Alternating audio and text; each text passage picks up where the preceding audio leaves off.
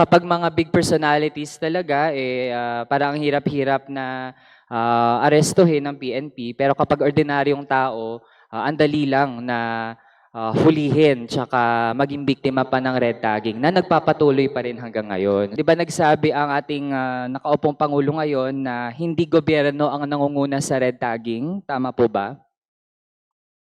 Opo. Madam Chair, pero ang ating mga city and municipal police stations, di ba bahagi po ng gobyerno? Tama po ba? Opo, sir. Kasi Madam Chair, kaya po natin natanong kasi sa unang mayor na pag-aaral tungkol sa red tagging sa bansa, ginawa po ito ng Ateneo Human Rights Center. Ang sabi sa study na iyon, up until July 2024, kalakhan ng red tagging ay gawa ng gobyerno. At kalakhan ng online red tagging ay ginagawa ng city and municipal police stations sa Facebook. So, ano pong pagtingin ninyo doon sa ganitong pag-aaral ng Ateneo Human Rights Center? Sir, I have to look po dun sa sinasabi nyo, but po na natin, we just follow yung rules po ng presidente natin. We don't want to red tag anymore. Yun po yung kung nangyari po yan, we have no idea, but I will investigate po kung nangyayari po yan. But right now, we don't have any report na ginagawa po namin yan.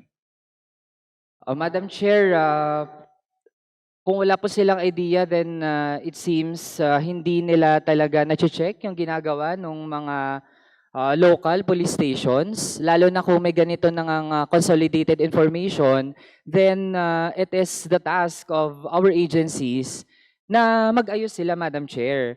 Dahil nga, iba yung sinasabi, pero iba yung ginagawa.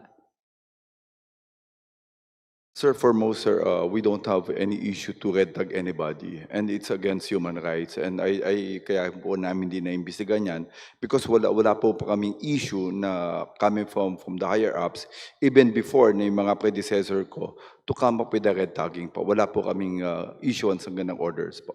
So, Madam Chair, it's the word of the PNP under the current administration against the word of Ateneo Human Rights Center. And of course, Madam Chair, I think we would expect, yun yung sasabihin nila, they would deny na nangyayari ito.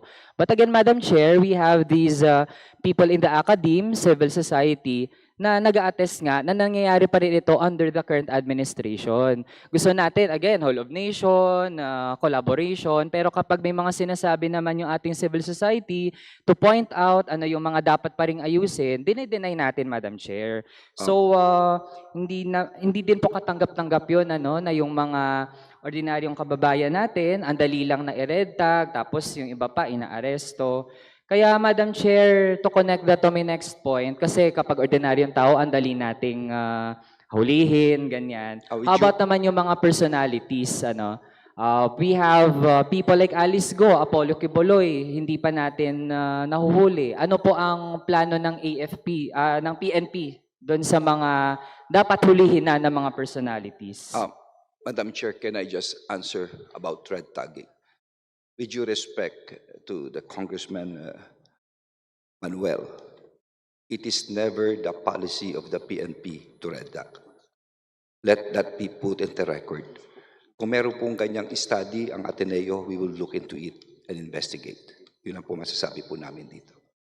Thank you. Okay, Madam Chair, balik po doon sa question. Sa task ng PNP, na kung may dapat talaga siyang hulihin, panagutin, yun yung mga ganitong tipo ng personalities, Apollo Quiboloy and si Go Huaping o si Alice Go. So ano na po ang status ng ginagawa ng PNP? Sir, yung ginagawa po namin, where continuous po yung investigation namin and continuous po yung tracking po natin. Not only the Philippine National Police, but all the agencies involved. Special po yung Bureau of Immigrations and of course yung intelligence unit po natin from National Security Agency because these are people. With regard to Quiboloy, ganun pa rin po yung ginagawa namin. Tuloy-tuloy po rin po yung surveillance namin doon sa area po. In yung location po ng 5 tao na hindi po pa nahuhuli. Kasama po ni fugitive Apollo Quiboloy. So to cap na lang May may I first round, remind- Madam Chair. may I oo. remind May the ganito lang Honorable inconsistency, Manuel, Madam Chair. that your time expired, so kindly Yes. wind up. Yes, Madam Chair, oo. Na kapag mga big personalities talaga, parang ang hirap-hirap na arestuhin ng PNP, pero kapag ordinaryong tao, ang dali lang na hulihin tsaka maging biktima pa ng red tagging na nagpapatuloy pa rin hanggang ngayon. So, kailangan talagang mag-ayos, Madam Chair, ano, at hindi dapat yan pabayaan lang. So, that would be for the first round, Madam Chair. Thank you. Madam Chair, just a comment. I would Yes, just like to place it on Secretary. record na hindi ho kami ganon. As far as Kibuloy is concerned and the others, ginagawa namin. In fact, dinimanda po kami on record. Nakademanda po ako ngayon, ang PNP, dahil sa pag-raid po namin sa Kingdom of Jesus. And we are going to answer these accusations against us. Just for the record, hindi po kami ganon. Maski sino po, hahanapin po namin. Salamat po.